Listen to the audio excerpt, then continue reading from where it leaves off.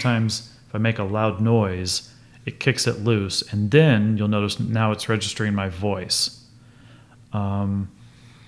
I've also noticed sometimes I'll be recording and the sound will be going. This is both for a screencast or for voice narration. I'm showing this because I can get a sound meter to show up while I'm actually doing something. But sometimes the voice just fades away partially or altogether and cuts out. And I'm not exactly sure what's going on there. So this is just a quick test to see what's happening.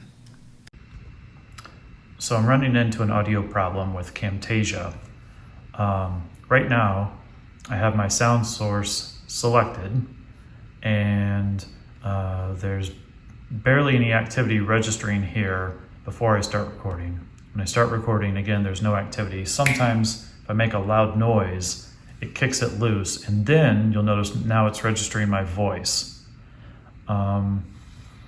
I've also noticed sometimes I'll be recording and the sound will be going. This is both for a screencast or for voice narration. I'm showing this because I can get a sound meter to show up while I'm actually doing something. But sometimes the voice just fades away partially or altogether and cuts out.